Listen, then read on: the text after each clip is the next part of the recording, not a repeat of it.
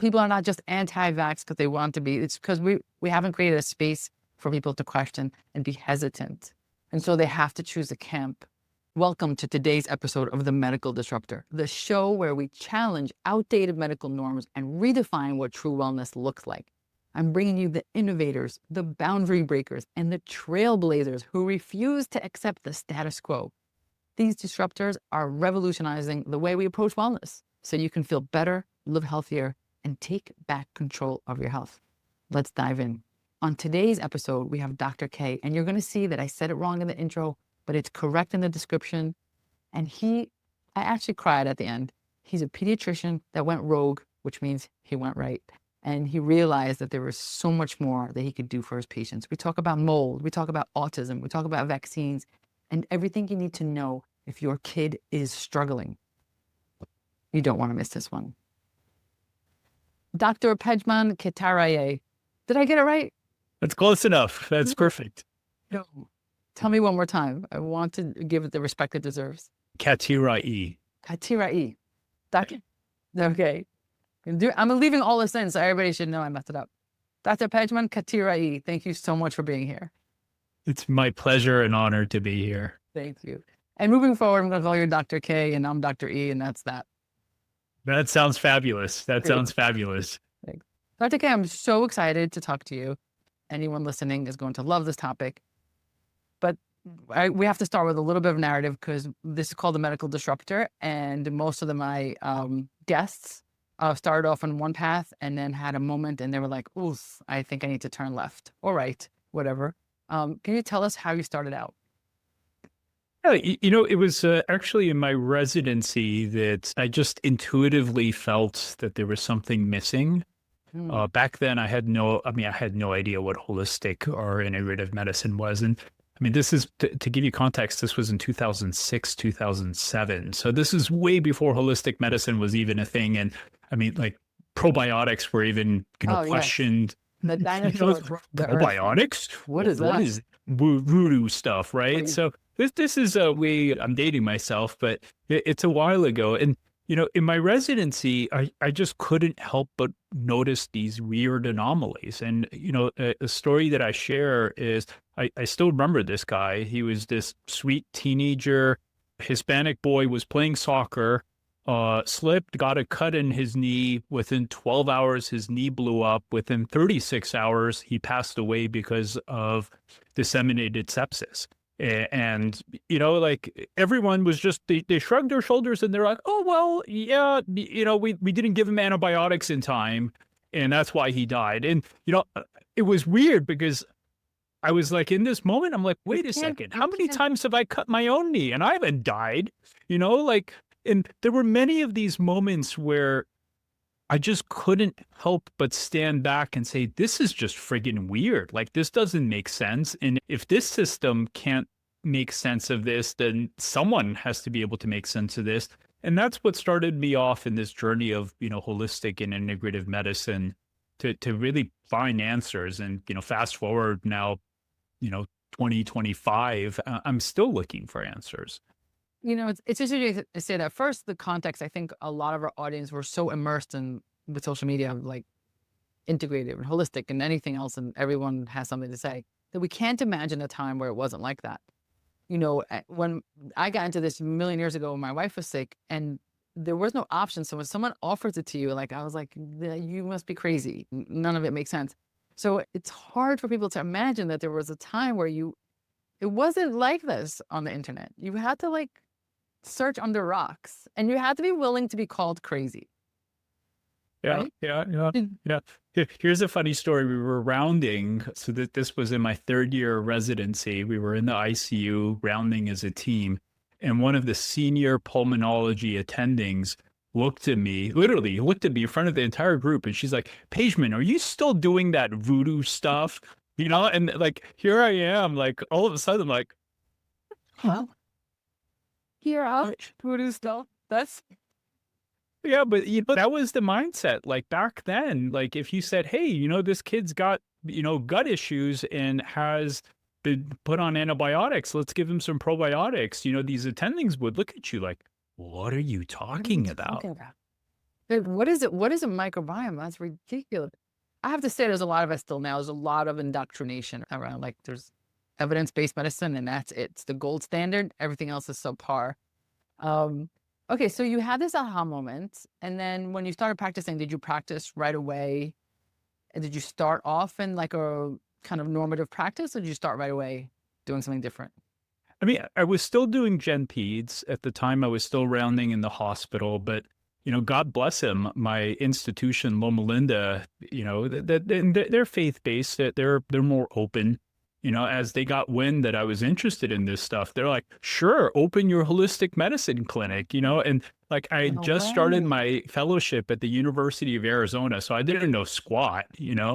So they just threw me in like head first into the deep end of the ocean, and there I was, like basically Wow. having to swim, and it was a remarkable learning opportunity. And I've got to tell you, it was probably one of the most stressful yet wonderful ways to really just start learning, because like there I was, like I'd see a patient and like have to go like crack open books and just like research to figure out what to do.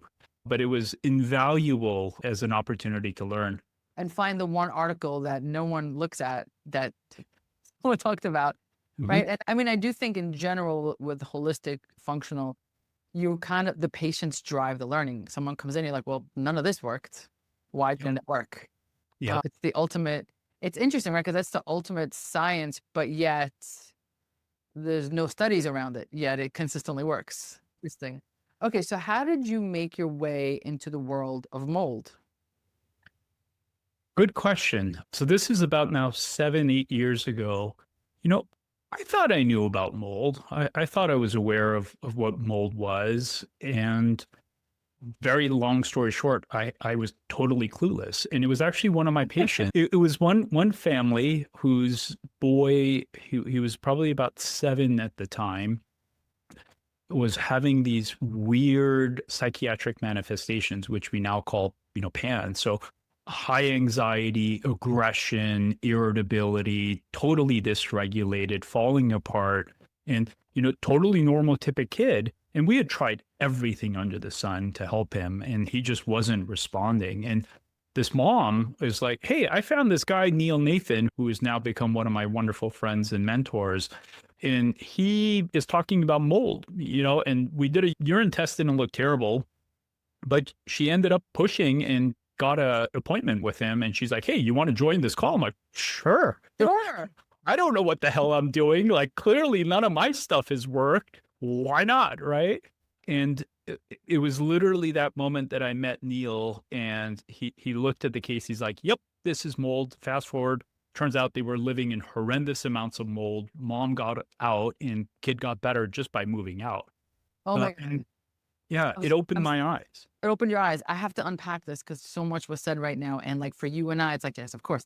But it's like for the audience, so much to unpack. First of all, when you say we tried everything, are you saying you've tried like, like antipsychotics, or like what did you try when you say you tried everything for the child So before finding mold? we tried one psychiatric medication. I forget what it was that just Okay. completely caused him to go off the rail. Like Yes. back then, the conversation of pans and pandas wasn't as prevalent. So I don't think we had done antibiotics or IVIG or things like that, but we had tried like, everything and anything that I could research, every supplement, everything that we could find, like everything just kept failing or making him worse. And that's such a great indicator because I think every single person that I've spoken to that eventually found mold found it from a patient where everything failed, right? Because they didn't have a deficiency. It wasn't like, well, with this deficiency, I'll put it in here, or, you know, they need, an SSRI. They didn't have that. And so everything either doesn't work or make things worse. And that's almost like a red flag that like something else is on board that is driving. It's important for anyone who's struggling with that. I've done the diet, I've eaten supplements, I'm just not better. Yeah. Yeah, that means something else is on, right? It doesn't mean that doesn't mean you should go back to McDonald's. It just means something else is on. Okay, so and Dr. Neil Nathan has been on my show as well, and he is. I wish I could call him my friend, but he's certainly my mentor.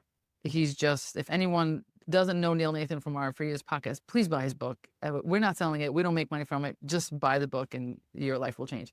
Okay, so then So you got into this world of mold toxicity. Tell me what you have discovered is related to mold toxicity that conventional medicine does not connect. God, I don't even know where to start. Everything, right? Because they don't even recognize that it exists. So let me maybe. I'll paint this backdrop. So I've been, I was initially in conventional pediatrics. I was one of the attendings at a, hospital system. I was training other residents. So, I've been in the system. And then I spent over a decade in holistic and functional medicine and got into everything from, B12 injections, crazy elimination diets, probiotics. I mean, anything and everything you can name, I had gotten into. I was trained as an herbalist. At one point, I was making my own custom tinctures. And I've got to tell you that despite all of this experience and everything that I've encountered, nothing has caught my eye and created as much concern, especially for kids, as has mold. And I'll just give you kind of a quick highlight. In my practice, because I do general pediatrics and I do, consultations for families, pretty much all, not most, let's say, most of the children who have severe asthma, severe eczema, severe allergies, those that end up with recurrent ear infections, adenoid tonsillar hypertrophy, have all had exposure to mold. And when we say mold, I think it's important to highlight that mold is not just mold. Really, the proper term, which is not as sexy and cute, is dampness. And dampness, basically water events, high humidity events in the home, really create an environment where there is a really complex and toxic soup of various microorganisms. So it's bacteria, gram-positives, gram-negatives, multiple different molds, and they're just having this kind of field. They're having this block party, and there are various mycotoxins being released. There are bacterial endotoxins being released. There are microbial volatile compounds that are being released. There are microbial particulates being released. So it's it's a soup of microbial toxins that are being released into the environment. And when we say mold, it's actually kind of a misnomer because it's really this biotoxin soup that people are exposed to, which happen to be highly toxic and highly inflammatory. Beyond that, I've seen, really severe gastrointestinal disruptions, which is one of the reasons why I've become more and more concerned. The children that I see that have the worst gut functions have all had exposure because these toxins act as antimicrobials within the gut. They disrupt the gut integrity. They trigger gut inflammation. They do all kinds of really weird things. And obviously, we know when the gut gets disrupted, all kinds of other things come about. Dr. Nathan, there's this remarkable researcher called Dr. Theoharides. I don't know if you've ever heard of him. Oh. Many of us, Dr. Campbell, we all are worried, and I think we're on the right track, that probably upwards of 50% of what we call autism is actually this biotoxin-related illness. The children that I see who have horrendous attention problems, not like just a little bit of ADHD, like the kids who can't focus for the life of them, who are learning disabled, except we have no idea why learning disabilities come about. A lot of those kids, I should say, have had exposure. And the reason why their nervous system is glitching in a way, and they're having these processing issues, attention problems, sensory issues, there's wild sensory problems that come from all of this. That is all driven by this exposure. And that's just the tip of the iceberg, sadly. Whoa, you said so much, and I'm so glad you said all these things. And it's interesting. So I still practice in primary care. I've stopped seeing people in functionally because it was overwhelming. But obviously I know what I know. So a lot of times I have parents come to me for just a wellness check, typical wellness check, and they have all these mystery symptoms. And of course I send them to all the specialists, as we should. But without question, when they come up with all these things, everything's negative, I'm like, you have to go find someone to help you to see if you're exposure to mold. And I'm seeing that a lot with GI. The kid whose GI, their belly's always hurting, they're nauseous, they're vomiting, and everything's coming back fine. They're not celiac, maybe sensitive, but not celiac. They're not, everything's coming back fine. I see that a lot. And So I'm glad you bring this up. And anyone listening, it's an easy test. It's an easy test. Not easy to remediate. Don't try to do that on your own. Related, unrelated, and I don't know if this is your area of expertise, so we could always skip it, but EMFs as well. Do you notice that either people do you notice that as a problem, or do you think that people become more sensitive to that once they're mold toxic and now they're just sensitive to anything in their environment? So I think it's both. With EMF, I think there are different levels, right? So there's like 5G towers that are right by a home, right? And then there are Wi-Fi routers. It seems that the more toxic someone becomes and the more dysregulated their immune system, nervous system, et cetera, become, the more vulnerable they become to this exposure. And I've certainly had cases where, the children are just hyperactive, kind of just a big, hot, nervous system mess. And there is a very heavy EMF signal that's fairly close to where they're sleeping. They take care of that, kid calms down. I've also had families where, we couldn't figure out what the heck was going on. And then someone comes and looks and they're like, do you notice that 5G tower that's like literally like a few hundred feet away from your house? And they're like, oh, that's a bad idea. Right. And then they move, kid calms down. So I think there's definitely a point there. What I also have found is it's so easy to blame the EMFs for issues because it's so easy to find. You can go around with a little meter and be like, oh, here's an EMF problem. It's so much harder to find mold in a home or dampness or this contamination. And I've had, many inspectors that families have worked with where they completely missed the mold, right? And there's a lot of it, but they found the EMF. Families spend $5,000, rewiring their house, doing all of these things. And like 6 months later, the kid is no better off. Yeah. So I think there are layers to this conversation. I think so too. I think without question, EMFs are an issue, but I think if your body's under assault with something like mold, and you're now becoming sensitive to everything, right? Not just EMFs, you're sensitive to the candles burning in your house. It's gonna give you a headache, right? So yeah, so it's an interesting point. So okay, so what do you do with this knowledge around autism and mold now? What do you like? First of all, are you a target? Are people like calling you crazy, like in the community, in the medical community? Let's start with the negative part first. I'm sure there are people out there that look at me and say, oh, this guy's a complete quack. Like, how can this be true? I look at it like this. I frankly don't care what these people think because, well, I don't because, what I see in my clinic are family after family after family whose child is falling apart. And, like, for instance, like when we look at autism, like what the hell is autism, right? Well, it's this constellation of weird things that show up in a child that ultimately causes them to have difficulty with socialization and a constellation of other weird things, right? And if you then ask, well, what the hell causes that? Because, for instance, with autism, there are some really fascinating findings, such as if an infant has colic or reflux early on, especially colic, but then they go on to develop digestive issues, they have a much higher risk of developing autism. Children who have recurrent ear infections have a much higher risk of developing autism.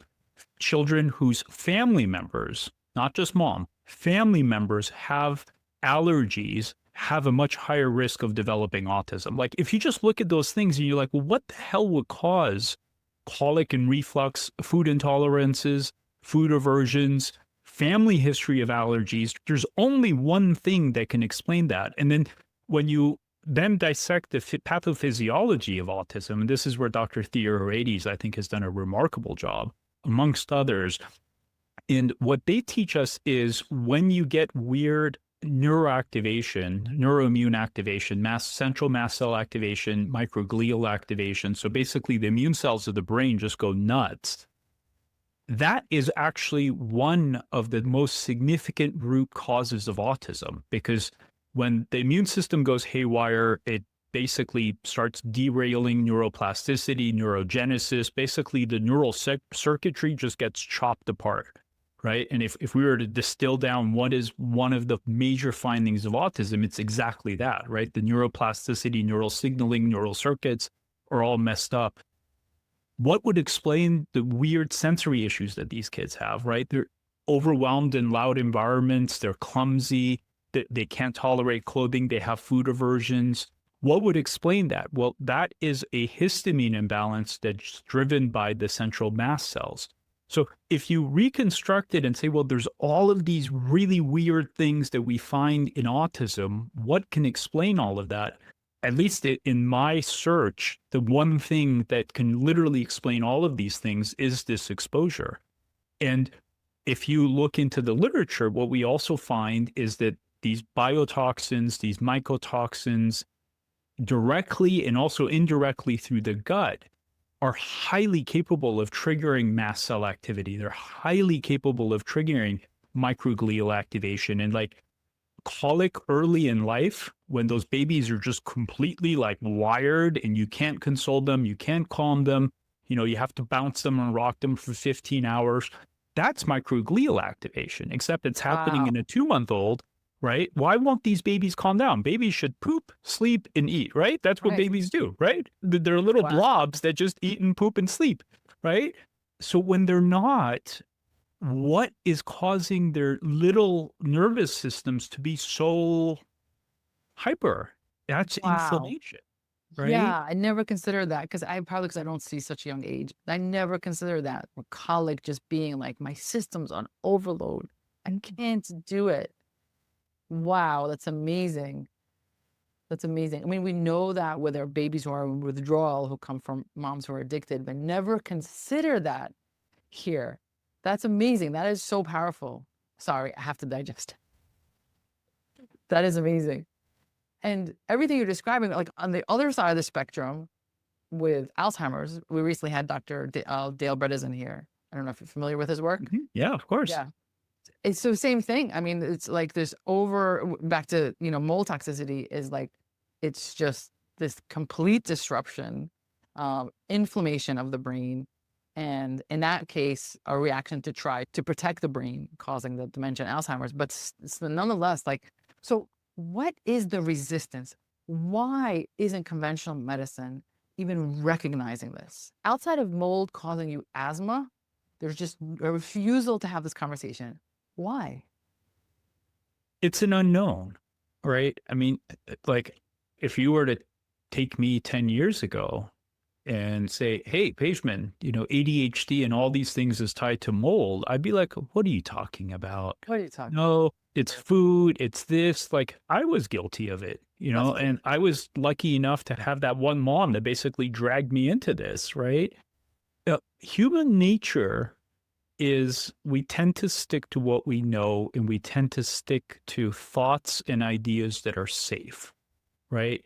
Most human beings, especially physicians, don't like going into a domain that makes them feel uncomfortable because now it's, shoot, I've got to question all of these thoughts that I had, right? Yes. Right. And this entire notion of what I've thought this thing is, right, which ADHD is just a dopamine insufficiency. And I don't know what the hell autism is, but it's not mold, right? And with that, there is this bias in the conventional medical community, and frankly, in the holistic medical community, where they're quick to dismiss the possibility of mold, even though they can't explain what the hell is causing whatever manifestation of issues, right? And that goes to really this kind of human psyche where, as human beings, if ideas encroach upon our psyche that don't feel safe and they're kind of way outside of our understanding and norms, our mind tends to shut it down. I'm a weird anomaly because for whatever reason, my brain doesn't do that, right? But a lot of people tend to kind of discount and guard themselves against these ideas because it seems unsafe. It's such a good point because I think one of the, as you leave conventional medicine and start to study, however you get to where we are right now, it is more unlearning, or it's just as much unlearning as it is learning. It is really willing to strip away. I'm constantly like, I thought I was standing on solid ground and I'm not standing on solid ground. It's this constant part of it, And after I really got into mold, I started then understanding, because it's all very science. It's still very science. I could do a urine and I could do it, and I could do a post urine. So it's still very science. But then after that, understanding the central nervous system. And then after that, understanding how trauma affects it. So like there's always these layers and layers, and you have to be willing, like as soon as you're like terra firma, to be like, there's another level. And so I think you're right. There has to be a certain consistent curiosity and a willingness to spend the time to learn it. Right? Because like we already did a lot of school. You have to keep studying. And it's not just get your CE credits. That is. Yeah. And one of the things that I find is with the CE credits, a lot of the organizations also don't like too much disruption, right? They don't want some Yahoo coming in and throwing a completely different model out there that may actually start disrupting their own model of education. And Neil and I have chuckled about this because a lot of the organizations actually are hesitant about having these discussions because to some extent, I don't want to say it flies in the face of what they're discussing, but it does kind of create a period where people say like, wait a second, what about that? And then what they said this, right? So it's one of those things where I think hopefully in the next 5 years, we'll see really things open up and change, but there is still, some minds that need to be opened up. 100%. And so I'm going to talk about a topic that might sound controversial, but I imagine that both you and I have the same opinion on it. This morning, I was asked to be on TV regarding vaccines. I don't think they realized who they asked to come on.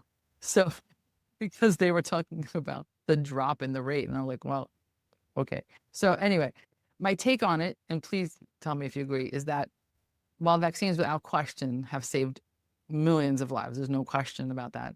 There is also no question that there is vaccine injured population. And if you have a population, especially pediatric population, that is already contending with something like mold, or their microbiome has been eradicated because they had to be hospitalized early on, and they're already contending this, they cannot manage the vaccinations. And it's not a all good or all bad. It's we have to discuss the population that's perhaps too vulnerable to get it. Is that where you land on it? Yeah, I think that's brilliantly said. And, I look at it like this. Vaccines are like matches, right? They're intentionally meant to trigger a little bit of fire in the immune system, which then allows that immune system to train itself to protect against whatever thing that this match, told it to watch against. If you go on a concrete or asphalt parking lot, you can light 1,000 matches and nothing happens, right? It just, you won't even notice it, right? Wind blows it away and there go the matches, nothing happened. You take one match and go into a forest with dry tinder, right? Or hillsides, as we sadly just recently saw in California, and you throw one match, if there's sufficient tinder or a lot of tinder, you can cause a horrific fire. What I see right now is, what's that? That was such a good analogy. Sorry. What I see right now is there's so much discussion and focus and obsession over the match. And very few people, as you wisely pointed out, are actually asking, well, what the hell allowed this match to set this thing on fire? And one of the things that I see is the profound immune disruption that comes from this exposure, from this biotoxin exposure, the profound gastrointestinal disruption that comes from this exposure is what creates one of the scenarios where there is so much tinder in the system, and the system is already kind of faltering. Like if you talk to these families whose children have had their challenge with these inoculations, and you really dissect the history, very few of these kids were ever perfectly, healthy and normal to begin with. They didn't meet the threshold for disaster, right? Which is what but the kid had colic, the kid had reflux, the kid has food sensitivities, the kid had eczema, the kid has gross motor delays. They weren't entirely babbling yet, they were kind of delayed, but all of these things in our conventional and even holistic medical community, oh, the kid has eczema, let me just put him on probiotics and fix their diet, right? oh, the kid is delayed. Let me put him on, whatever. Like we substitute our supplements in place of pharmaceuticals without asking, well, what the hell is causing this system to struggle in the first place? And what I see is we miss all of these signs that there's a system that is starting to falter. We're missing all of these signs of a system that's becoming more and more inflamed, becoming more and more compromised metabolically, right? Speech delays, gross motor delays, these kids that are hypotonia, they're late to crawl, they're late to walk. That's a sign of a mitochondrial issue, right? It may not be a catastrophic, like you're going to die mitochondrial issue, but the low muscle tone is a sign of some kind of metabolic error. And we see all of these things in these kids. We see the eczema. We see the signs of the gastrointestinal tract lining becoming less healthy. But we don't equate that, well, if all of these things are there, gosh, maybe this is a system that has now started developing all this tinder, right? It's starting to get to a place where it is not resilient and stable. How do we understand this population of kids? And I'm not saying that all these kids are, vulnerable to injury, but at least in my experience and in my practice as the general pediatrician and consultant, the kids that generally end up with problems, not all, are this subset of kids. And we're not at a point where we're having these discussions. And I think, my kids are fully vaccinated. Like I wasn't worried about that. I offer it in my practice, but I think as a society and medical community, a holistic medical community, if we ever got wise enough to really start focusing on this population and developing biomarkers and clinical diagnostic tools to say, okay, these are the kids that if they have this and this, their risk of injury is substantially higher. And these are the kids that we need to take care of differently. Absolutely. And in terms of public health policy, if we started acknowledging this and saying, like, we understand, yes, this happens, and we are screening for these things, your skepticism among the healthy population would just come down and be like, okay, we acknowledge that it happens, as opposed to like, no, this never happens and no one reports it. Like, of course no one reports it. And I agree with you so much, because what I tell my patients is, it's not the vaccine, it's who you are before the vaccine, right? And for some people, it's that last straw that's just going to push you over the edge. And for some people, like you said, the concrete is like not a problem at all. And so we're vilifying the wrong thing. It's not this thing. It's really who we are. And we're not having the conversation. Who can handle it and who can't handle it? Oh my God, you said that so well. So you said it perfectly. I'm just like so excited about your metaphor. I didn't hear the concrete one before. That's so good. It's so good. It's also nice to hear it from another clinician, because there are times, because I do go to conferences, there are times when I'm like the only person in the room and I'm like, no, it's not that simple. People are not just anti-vax because they want to be. It's because we haven't created a space for people to question and be hesitant. And so they have to choose a camp. And I'm sure there's a lot of people in that camp who don't mean to be in that camp, but there's no space for them. And I just think we could just do such a better job with that. So right now, if someone wants to work with you, how do they work with you? Or who do you take? So, I mean, my focus and, genuine passion is these kids who are really struggling with autism, learning disabilities, what we call PANS and PANDAS, extreme aggression, irritability, anxiety, and then, other kids with autoimmune issues. And I mean, one of the reasons why I'm drawn to really help these kids is, as a kid, I had my own fair share of challenges. It was actually June of last year that after I treated myself with actually an antifungal, itraconazole, that I realized afterwards that I actually had a lot of autistic features that I wasn't even, totally aware of. I always knew I was a little off and weird, but I didn't realize how abnormal my nervous system functioning was until I treated myself. And then it was like, holy moly, fill in the blank. Like the way I was relating to people, oxytocin, dopamine, serotonin was definitely not functioning in my brain. And it wasn't for lack of trying everything that I could think of. But there was all kinds of weird anomalies that were happening, patterns of anxiety, patterns of OCD, irritability that had a really hard time controlling despite trying everything you can imagine. And, sure enough, I was more like the kids that I've cared for than I realized. And I mean, Jesus, that was like, what, 8 months ago? 10 months ago? Really? Yeah. 10 Yeah. months ago, you treated yourself? So I started myself on itraconazole. It was probably late May. Did you randomly decide to do a urine test on yourself or?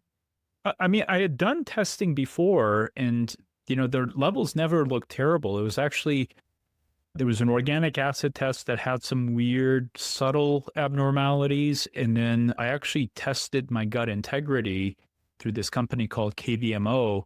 And like, I thought my gut was decent. Like, I didn't have any autoimmune markers. And then I did this test and holy moly, like I had LPS antibodies, Oh. antibodies against zonulin, occludin. Long story short, and I started treating, and like my health and gut health have been better than they've ever been in my life. And my nervous system has literally completely rewired itself. It's actually weird. I joke around, but it's literally like I have a new operating system in my brain, or might as well just have a new brain.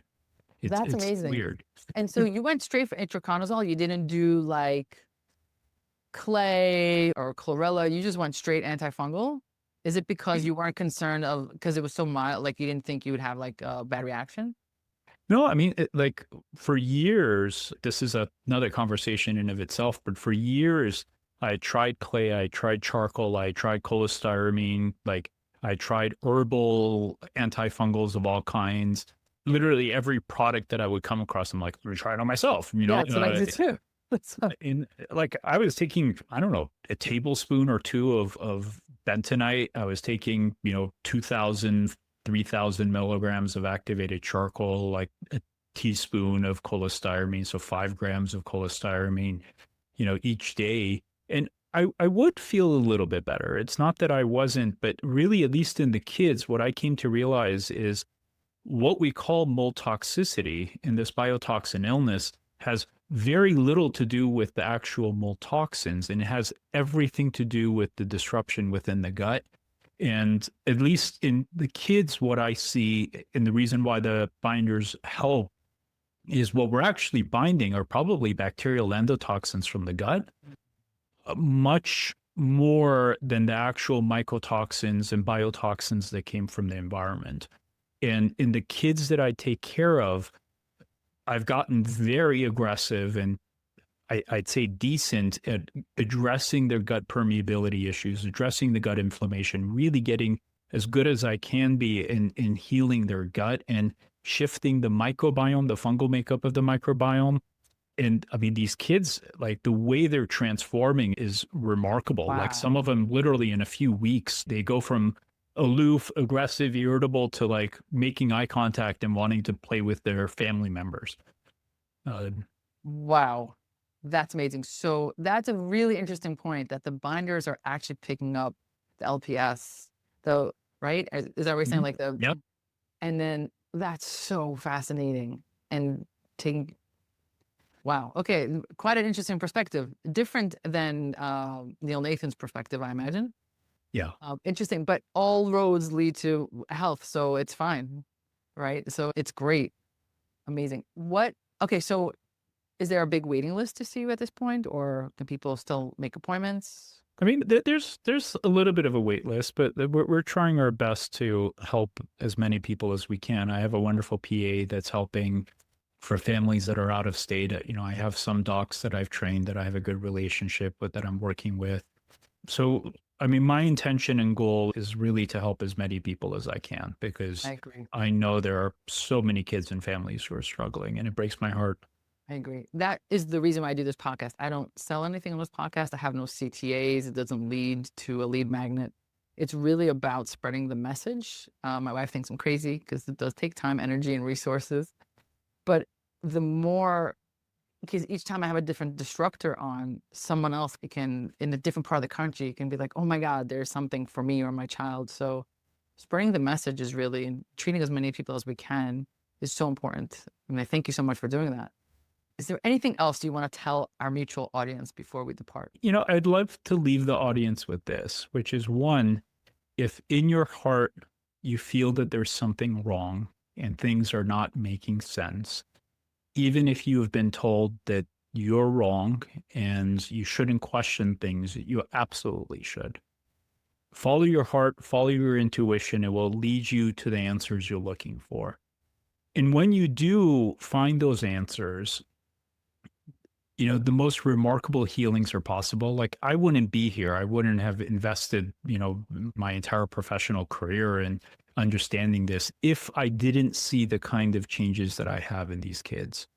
That the kids with severe asthma ending up in the hospital, no longer hospitalized, severe eczema, head to toe scratching, bleeding, suddenly in 6 months having normal skin.